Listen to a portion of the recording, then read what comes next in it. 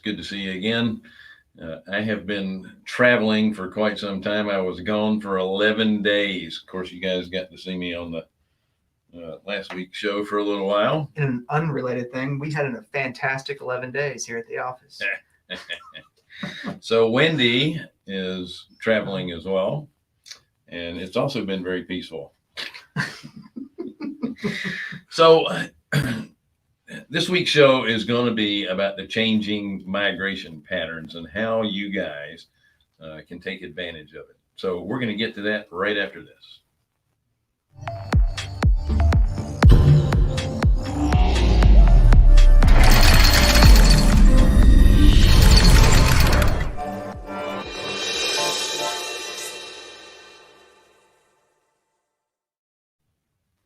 Once again, thank you for joining us on the Real Estate Investor Show. Hard money for real estate investors. We are Carolina Capital Management.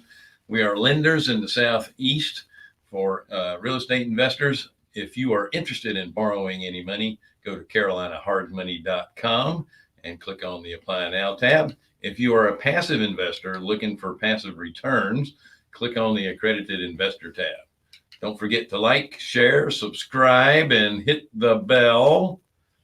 And lastly, don't forget to sign up for Wednesday with Wendy. Easy for me to say. With Wendy. Yes.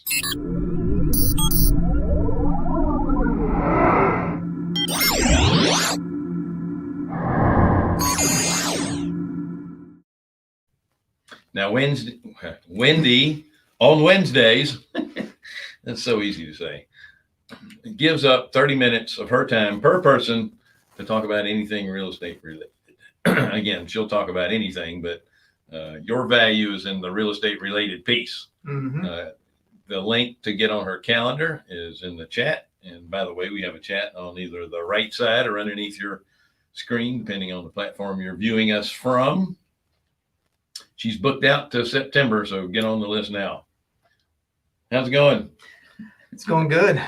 It's a busy time. Yeah, it is. Busy time. If you're in the real estate business right now, things are booming.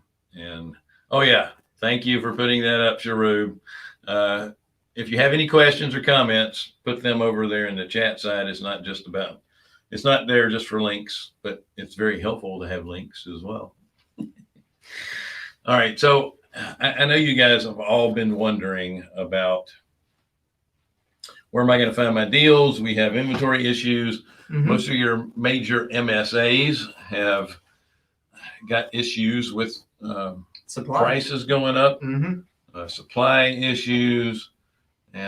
But we always talk about this, that real estate is local. And so not every area is going to have the same thing going on. Yeah. I know I was talking to Jonathan about this yesterday. There's an area in Florida that Wendy and I just got a short-term rental in. And I was just kind of perusing Zillow. And I told Jonathan yesterday that there is a double wide, and it's not even new. It was probably built in the early 80s. Oh, yeah. Yeah. So built or installed in the early 80s on a saltwater canal in Southwest Florida. They had it listed for $585,000, a double wide mobile home on a canal, which you probably could have gotten 2 years ago for maybe $199. It was probably what it would have gone for then. I mean, so it's amazing when you get into certain areas and you have lack of inventory, what it does to prices. Mm-hmm. So I'm gonna share our screen here a little real quick because I got a couple of things I want to show you. What we did, we're gonna kind of feature Rock Hill in just a moment. We're going to talk about the migration patterns and where your bedroom communities are coming into play. So bear with me just a little bit. I am technologically challenged. All right, so here was a map that was done by the Tax Foundation last year. This is the 2020. Oops, did I just lose it? Let me start again.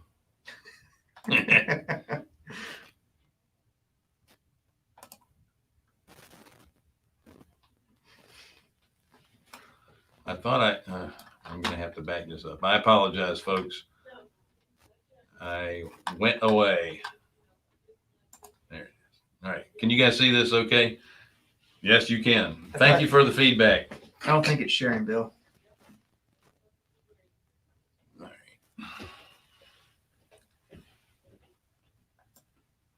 All right. So do me a favor, guys, in the background. Give me a thumbs up if you can see that screen or not. Scott or Sharub is no. She's saying no. Okay. So Yeah. let me share. Yeah, go back to yeah. I told you I was not technologically. There you go. Click on that one. Yeah, and then share. All right. Here we go. There it is. Now it's sharing. All right. It's there. So sorry about that, guys. All right. So I'm going to have to start this over. All right. So here's our map. Mm-hmm. The green is where people are moving to, and these are the top 10 states for either inbound or outbound migration. So Yep. the green is where they're moving to, the red are where they're moving from. And if you'll notice, we're smack dab in the middle of the green. Seems like there's a lot of migration into the southeast. Obviously, the folks from now, it doesn't mean that Texas isn't getting plenty of people. We know that. We also know that Nevada is getting a lot of people from Yep. from California, and so is Washington. It's just that they're not the top 10. Yeah. That said, So you can see number 3 and number 5, Oregon and Arizona for inbound. I mean, that's probably correlated to the exodus of California. number 1 is Idaho. And number 1 is It's probably all going to Coeur d'Alene. Yeah. We have some friends that live there, and it's crazy. I think Mhm. Florida's crazy. Coeur d'Alene, Idaho is nuts. But look at number 2. Number 2 for inbound migration. South Carolina. South Carolina. And we're gonna show you a bedroom community of Charlotte, which is Rock Hill, South Carolina. That is exactly where our office is located. It's interesting, and don't hate me if you're from North or South Dakota. If you're a Dakotian, I can only assume that North Dakota, somebody told them to move south for better weather, so they just moved one state. I wonder if that, obviously there's incentives for moving to South Dakota, but I do see a lot of conservatives moving there just for the political aspect of it as well. Well, both the Dakotas are in the energy sector as far as their jobs. And, Yeah. Either one of them is going to be cold in the winter, so I don't. But I'd rather be in the south of the Dakotas than the north if it's going to be cold. Yeah. So what we're going to show you here is a little walkabout. If you don't understand what a bedroom community is, it's going to be the communities that surround your MSAs, major MSAs. So Charlotte is like the 15th largest city in the United States. Yep. And prices are getting higher and higher there because as populations move in, Yep. Where are you going to go? So you're going to start going out to the surrounding areas. Yep. The bedroom communities, first and foremost, that they're going to go to are the ones that have easy interstate access. So anything to off the major, of 77 or 85 if we're talking about Charlotte. Yeah. Mhm. Yeah, if you have easy, quick commuting access to the major population center, a lot of people are going to move to the bedroom communities for a couple of reasons. One, we had a tendency in the last 10 years, people were moving into the urban areas. They like the walkability. They like being able to walk to the corner coffee shop or the bar or restaurant that they want to go to. And that's what they loved about the urban living. A lot of people are now moving to the suburbs.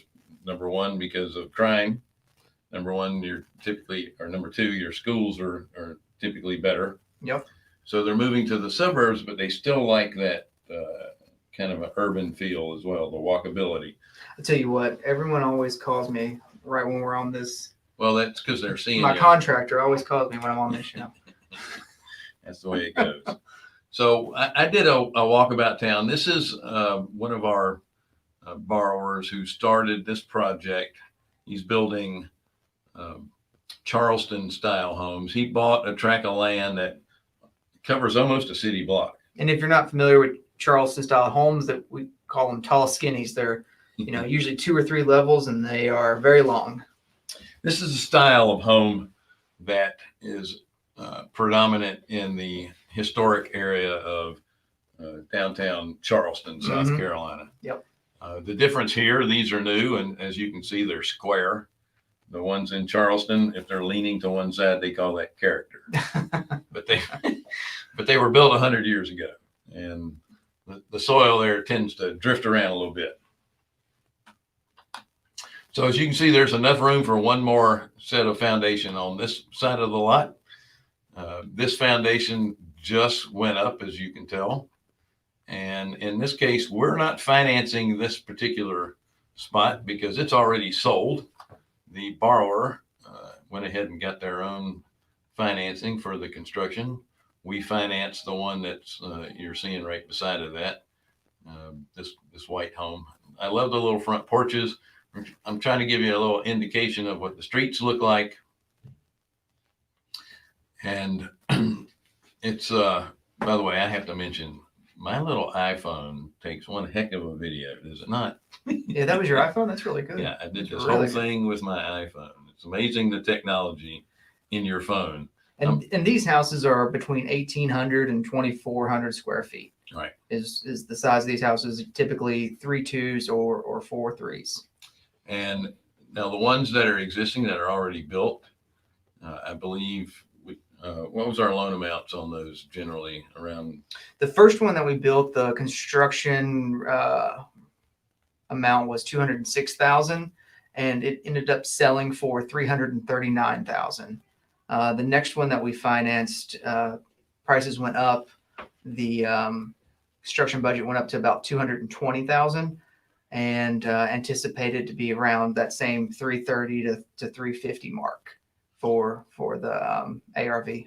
As you can tell by the size of that house, that's very affordable. By the way, the one that's under construction right now that we're financing is taking a little bit longer because they only have the one guy to do the job. Whoa. So if you're a little motion sickness challenged, I didn't think you wanted me to spend 20 minutes because that's how long it took me to walk through town. So I sped up the video a little bit. So this is Fountain Park. As you can tell, it didn't take long to walk to really the downtown area.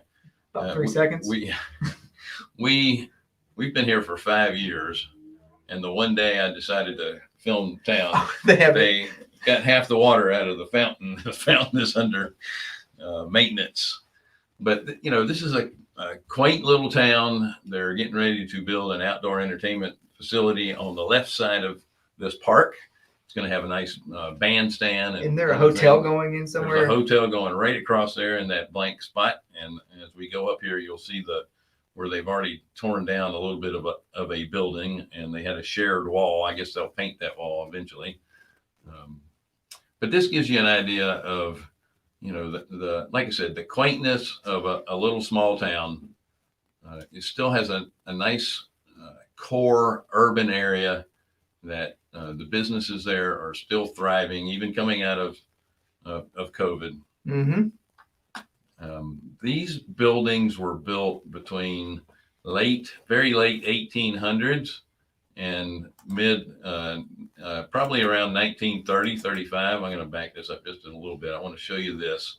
This at the end of the street is brand new housing, and it does comply or look a lot like the rest of the downtown area. So they did a nice job. This is only a couple of years old. I think just 2 years old. Yeah, like luxury apartments right there in downtown.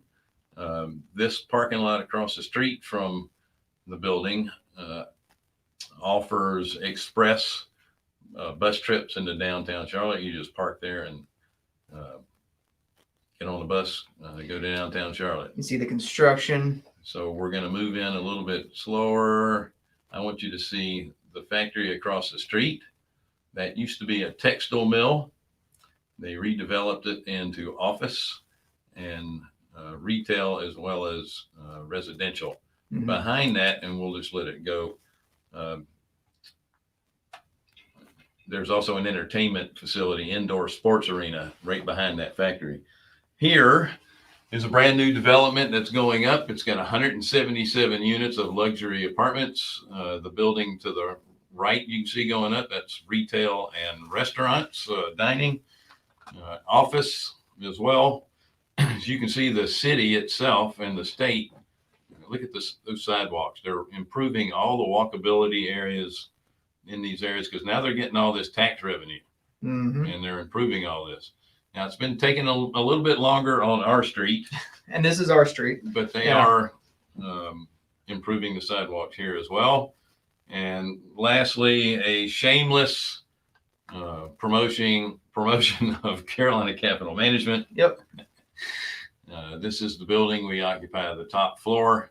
So 3-unit condo. So there's 3 businesses in here. It used to be it was the top floor. It was the first post office in Rock Hill. And then they built the bigger one in 1930, and they moved this one a block from where it was to where it is today. And the fun story is they moved it. They reached out to engineering firms to see how they could move it, and all the engineering firms said that you can't move it. And then some local guy said, "Well, I've got some mules and some rollers. I bet I can move it." And that's what he did. Yep. Wagon and a team of mules. Mm-hmm. They were bringing fresh mules in every week, is what I understand. Nice. Yeah. So that building, not only was it the original post office, once they moved it to its new location, they turned it into the public library. Yep. Until 72, and then it became this. So it's a historical building. Mm-hmm. We love them because it has character, but at the same time, the insulation isn't that great. I love the burlap sacks on my wall. Like the whatever that is. Yeah, but that was interior design from the 80s. Oh yeah, that wasn't. Yeah, so the reason we're bringing all of this up is that the demographics are changing. People are number one, they're moving into the suburbs because it costs less. They're moving into the suburbs because the school districts are a little bit better. Taxes are more favorable typically because you're in the next county over. Yep. Mm-hmm. But you still have the component of being in that urban setting where downtown Rock Hill's got 3 different microbreweries in there. They've got nice little specialty restaurants. They're not chain restaurants. I know the first one I walked by was the Jimmy John's, but that's really the only chain type of restaurant that's even in the downtown area. All of them are locally owned. They all have their own little, American flair or Asian flair or Italian. It's just, again, it's not a chain. So you're going to get some nice specialty dining experiences in those areas. Now, Jonathan has properties in other parts of our MSA, our bedroom communities. Mm-hmm. You want to talk about Concord and Kannapolis? Sure, yes. And Salisbury? Yeah, it's the same thing. I mean, so Concord is I don't have a video to show, but it's a cute town. It's really growing. Same thing. So the whole takeaway from this is it's our belief that focusing in on those bedroom communities is where your wins are going to be for the next few years. Mm-hmm. So if we're talking about Charlotte specifically, I mean, Concord, Kannapolis, Salisbury, Gastonia, Rock Hill, and Monroe would be another one, Huntersville, but that's kind of already known and pretty and developed. You get out a little bit further to Kings Mountain. Is really on the outskirts of being a bedroom community. Salisbury took a long time for it to start to move, but it was because of the interstate situation. It took them a while to finally improve the interstate to where it's taking you 30 minutes, 45 minutes to get into town. Yeah. And that's the main draw. You want to be far enough out where you are in that little community, but you need to have access to get to the major MSA fairly quickly. I mean, you don't want it to be a whole day trip. No, typically what you find in bedroom communities, they're a 45-minute drive from the downtown area of the major metro. So if you look at Rock Hill, we're 25 minutes, something like that. Concord is going to be the same thing, 25 minutes. Kannapolis, Gastonia is going to be, 25, 30 minutes. Monroe might be closer to that 35 minute. Monroe doesn't have a interstate. It has a 4-lane state highway, but there's a lot of traffic lights and stuff. So it takes you a little bit longer to get out that way. I live out that way, and it's booming like crazy.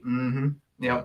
But yeah, no, it's bedroom communities are I mean, that's where we see the migration patterns going. We see more build outs. I mean, just in that little walk you did around Rock Hill, how, the new construction that was going on. And you can see that people are doubling down on rentals. Yes. On multifamily and single family rentals. Keep in mind too, you're not going to be competing with the big hedge fund folks that are coming in and buying up all the single family. They want to be in the major MSA. They want to have homes that are 15 years old or newer. And they are paying way too much for them because they can. What's interesting, in my neighborhood, my neighbor is in the process of, I guess they got the final number from Zillow. So Zillow's been trying to buy their home, and Zillow is paying them over $100,000 more to buy their home than what I paid for my home 3 years ago. And my home is almost 1,000 square feet bigger and double the lot size. Like, it's insane what's going on. Like, these iBuyers coming in and doing that. So, I mean, Zillow is, what do you think they're going to resell that and make a few $1,000s? Or do you think they're going to put a tenant in there? Well, it's hard to say because you get them up to a particular point and you can't justify renting it. Well, it depends on what your cost of carry is on your funds. And I heard something recently that Zillow's, whatever it's called, purchasing directly is actually, they continue to lose money in that particular side of the business. So while they have plenty of money, they're not going to continue to do something that's losing them money. So I don't know how far that's going to go with that part of the iBuyer thing. Well, what do you like? I'm just thinking out loud here. What would motivate someone to do something for an extended period of time of losing money? It's not because they're stupid. Well, sometimes they need to write off other parts that's making money. Perhaps. I mean, or they're banking on something else. Yeah. Listen, single family rentals is very popular because, let's face it, you can't put your money in anything else that is going to produce a decent yield. The reason the stock market is booming is because you can't make any money in the bond market. The companies that are starting to pay dividends, you're going to see a lot of people dumping money into their stocks. And did you see Winn-Dixie? Man, Winn-Dixie did a great job. No, I did not. The people who invested in Winn-Dixie, I think they, I was just reading a quick article this morning. I think they're going to get an $87 million payout from the cash that Winn-Dixie has because how well Winn-Dixie is thriving right now. Interesting. Yeah. Well, this is for another show, but the part. See, and Brian made the point that I was alluding to. Amazon lost money for a long time to gain market dominance. Who is Amazon fighting against right now? BlackRock, other large hedge funds for the buying home. For the buying homes, yeah. So, I mean, to gain dominance, I mean, like, you have to lose. I mean, in this market, you would have to probably lose money. Yeah, Brian, one of the reasons Zillow gained so much market share was because your National Real Estate Association kept giving them all their leads. Yeah. Oh, and I saw the fee for Zillow. It's 1% fee. Yeah. So I mean, like, if I'm a real estate agent, man, I'm starting to get a little nervous. It's a shame the realtors were sold out by the National Association. Oh yeah. Because they kept giving them all the access to MLS. And they wouldn't be anything without access to the MLS. So it's their own fault for. Well, yeah, and Scott asked, are realtors going the way of the dodo? I mean, I think there will always be a group of people who want that hands-on experience with somebody. Mm-hmm. I mean, I don't think they're going to go away completely, but I think the market share of people who are using real estate agents is greatly going to decrease, and it has greatly decreased. Listen, there's a lot of moving parts, and then there are some niche markets that you definitely are going to have a realtor to help you navigate. Well, luxury homes, you're always like, if someone's paying $1 million plus for a home, they want that experience of someone walking them through the property saying, hey, here are the great features. You know, they want that. But on the more affordable housing side, I think people are looking for ways to save money. Yeah, absolutely.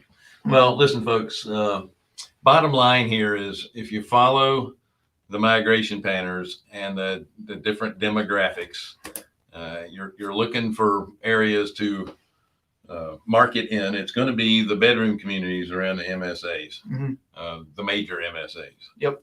That's where you're going to find your deals right now. Right now, the places where are going to be the least expensive are going to be the bedroom communities that don't have that interstate access, and it's going to take people a little bit longer to get to. Yep. But it's like anything else. You're going to work it until it gets too expensive, and then you're going to go out a little bit further. See, I have no problem telling people, like, I have rentals in Concord, Kannapolis, Gastonia, Rock Hill, and then I've also ventured into Columbia, South Carolina, and High Point, North Carolina. And High Point is a great rental market for a bedroom community for a different MSA.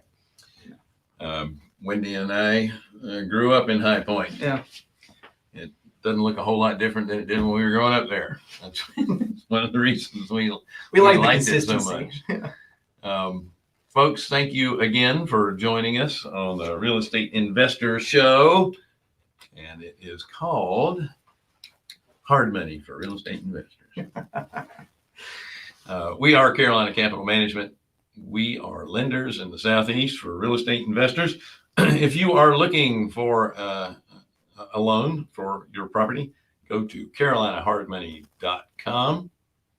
If you're hit the apply now button. If you're a passive investor looking for passive returns, go to the accredited investor tab. Don't forget to like, share, subscribe, hit the bell, and don't forget to sign up for Wednesday with Wendy. You guys have a great week. We have a next show coming up at 1:00. There's a link to it.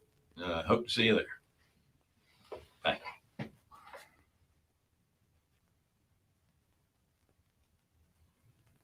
was still good.